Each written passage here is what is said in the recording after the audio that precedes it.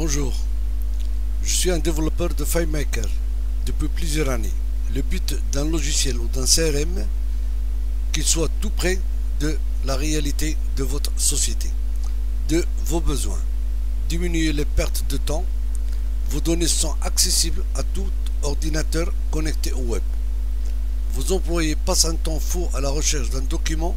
Vous pouvez avoir tous ces documents accessibles avec un simple clic avec cette application. C'est possible et du réel avec ce logiciel.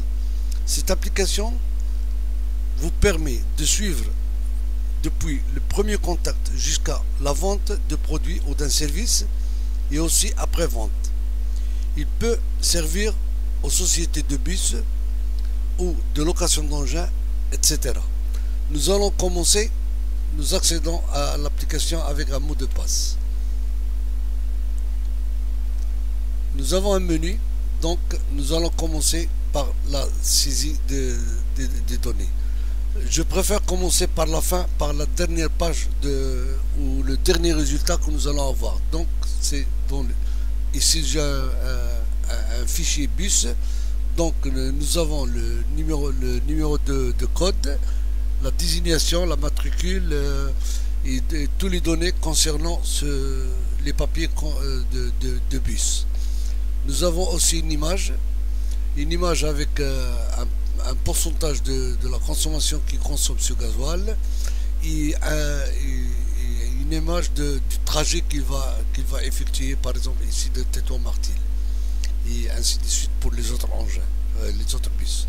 Donc nous allons voir ici les papiers. Donc les papiers, nous avons l'assurance, carte grise, l'assurance, circuler, vignette, taxe, visite technique, carnet métrologique, permis de conduire, la sienne. Nous avons aussi les documents concernant ce bus. Donc nous avons le chauffeur, nous avons les numéros de dates d'expiration des papiers. Nous avons le carnet circulaire, l'assurance, ainsi de suite. Nous avons aussi ici des alertes. Ici, si par exemple on met 2018, donc l'arrêt va disparaître. Nous avons les numéros et nous avons le montant que nous avons payé annuel pour ces opérations. Nous avons un prix d'achat des bus par exemple, il y a un leasing annuel, le contrat de leasing et la maison de leasing. Et nous avons ici les autres détails. Nous allons passer voir le contrat. On peut insérer un PDF du contrat de location ou d'achat.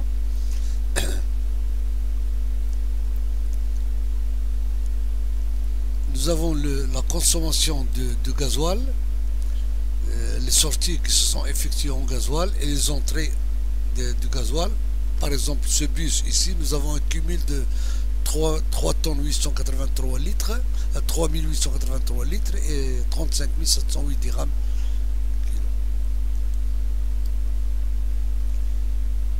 Les pièces de rechange, la même chose, nous avons les sorties et les entrées.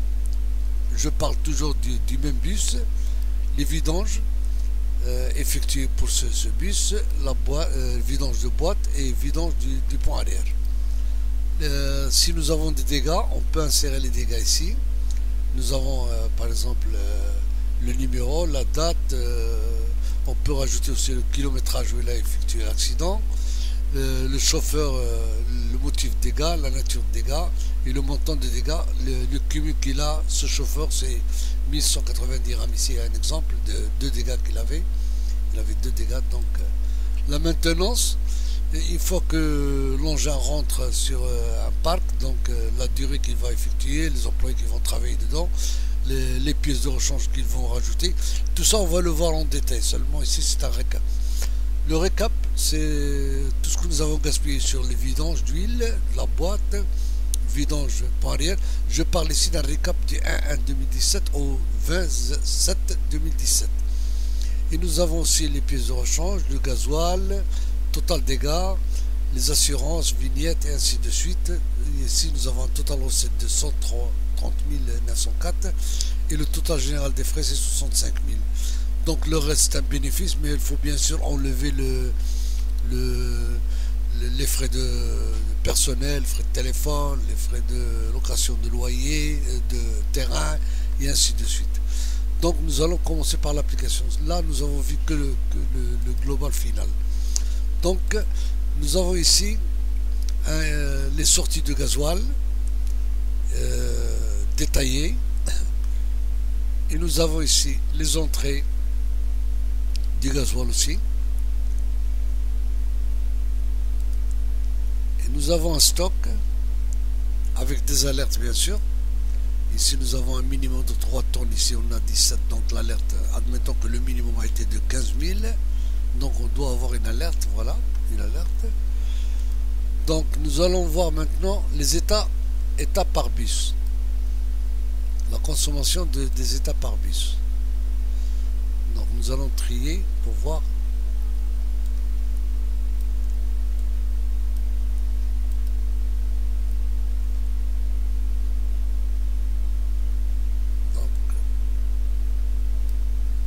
Voilà, le bus 101, tout le détail qu'il a, et ainsi de suite, le bus 102, 103, et ainsi de suite. Donc nous allons, là c'est par bus. Maintenant on va voir la liste des détails par date. Par date, la même chose, on va trier. Donc on va voir une date, le 10-1 2017, il a 416 litres, il y a un total général de 3906 dirhams, et il a parcouru 1538 km. Donc nous allons voir état récapitulatif par bus, chaque bus ce qu'il a consommé. Donc le bus 101, voilà le détail de litres, le dirham et le kilométrage, et ici nous avons un global de tous les bus. Maintenant nous allons passer voir les vidanges. Les vidanges, nous avons des vidanges d'huile, de la boîte et du pont arrière. Les vidanges d'huile, ils sont là. Donc aussi nous avons des alertes. Voilà la liste. Donc le bus 101, il a effectué des vidanges le 12. Par exemple le 102, il a effectué le 12, il a changé l'huile. Et après il avait une autre vidange, c'est le 23-12 où il a changé les filtres.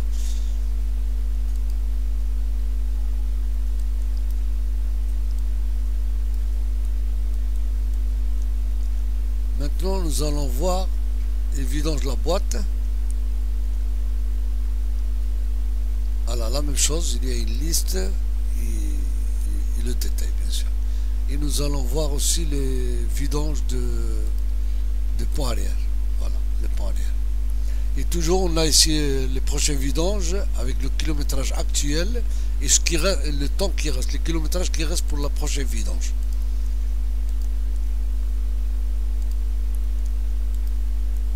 Maintenant nous allons voir les dégâts. Donc les dégâts, nous avons comme dit le code, le chauffeur et le détail de dégâts.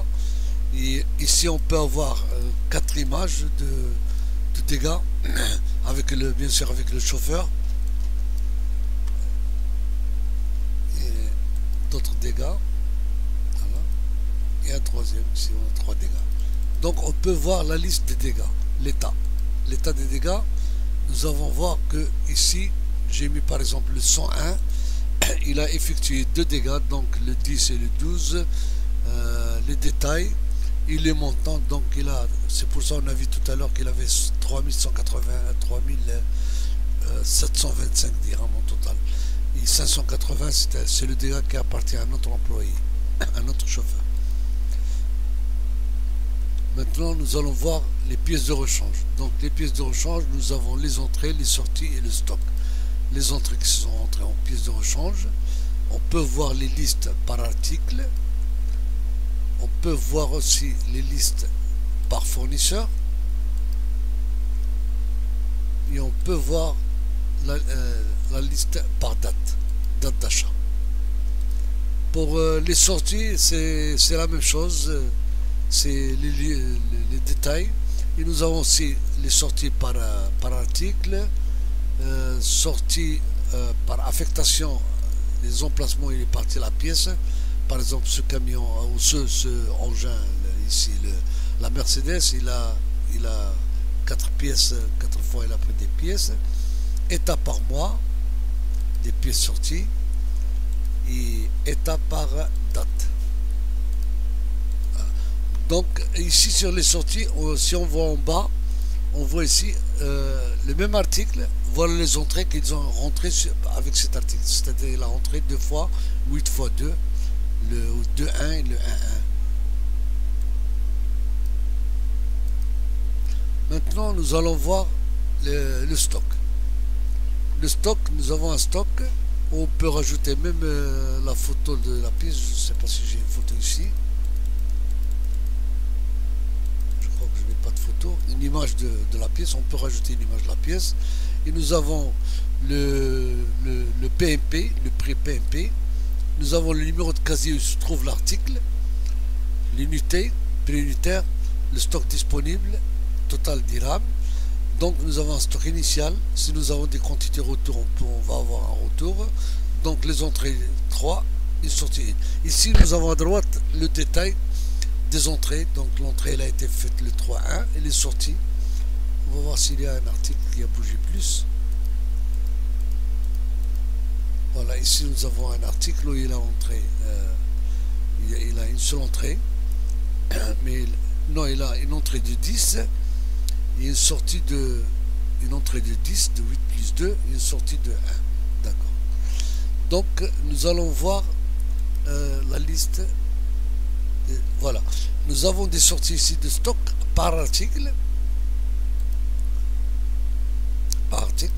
Et nous avons aussi des stocks par sortie par casier. Ça c'est très important, les casiers, parce que sur chaque casier on a les pièces sont avec un numéro de casier, donc on doit automatiquement aller sur le casier et le couloir où il se trouve et on trouve l'article avec des yeux bandés. On peut sortir l'article. Donc nous allons passer voir maintenant on a terminé avec le gasoil. Les ordres de travail. Les ordres de travail, ça veut dire que dès que le camion est en panne et qu'il rentre au parc, donc pour la réparation, on doit lui donner un numéro d'ordre de travail. Sur ce numéro d'ordre de travail, on figure les opérateurs qui se sont travaillés sur cet engin, avec bien sûr leur image ici, la date où ils ont commencé, date fin, le compteur qu'il avait le bus quand il est rentré. La réparation, il a été interne, donc ils ont travaillé 4 heures, donc ils ont fait une vidange d'huile, plus un changement d'une lampe de signal. C'est pour ça qu'on voit ici l'intervention d'un électricien. Donc la main d'œuvre, on peut donner une estimation de ce qui peut coûter une main d'œuvre interne. Donc moi j'ai mis 300 dirhams, l'heure, ça fait 1200 dirhams les 4 heures de travail. Si l'opération est externe, donc on doit lui donner un prix externe. Donc il n'est pas externe, il est interne. Donc nous avons ici le total des pièces de rechange qui se sont introduites sur cette vidange qu'on filtre et huile et tout. Et ici nous avons un total de l'ordre de travail. Donc l'ordre de travail plus la main d'œuvre plus les pièces de rechange. Nous allons passer voir maintenant ici, on peut accéder d'ici même pour voir la codification des bus s'il n'est pas marqué sur le bus par exemple. Et nous avons un état. L'état, nous avons sur l'état les réparations qui sont faites sur les ateliers et le montant qu'ils ont gaspillé. Donc on peut voir si l'atelier est rentable ou il n'est pas rentable. Donc nous allons voir encore. Ici, nous allons voir les bus que nous avons vus tout à l'heure. Donc, on a commencé par cette application. Donc, ici, nous avons une liste des fournisseurs avec leur code, tous les détails concernant le fournisseur. Et nous allons voir le personnel. Nous avons le nom. Tous les renseignements concernant l'opérateur ou le chauffeur, s'il a un CV, la photo, la CN et le permis de conduire. Donc nous allons voir aussi les lignes. Nous avons des lignes, par exemple moi j'ai mis ici 3 lignes, j'ai mis Tétouan Martil et j'ai mis Tétouan Mdir, aussi Tétouan Fnidar. Donc les 3 lignes sont marquées. Ici, nous avons un calendrier en cas de vouloir garder des messages. On peut les introduire, on peut les garder, on peut le chercher. C'est pour aider l'employé qui s'occupe de l'application pour avoir ses nuances. Donc je pense que c'est tout. Je peux expliquer beaucoup plus parce que c'est le temps qui nous sert. Donc il y a d'autres choses à voir et d'autres choses à modifier. J'espère que j'étais clair. Merci et à la prochaine.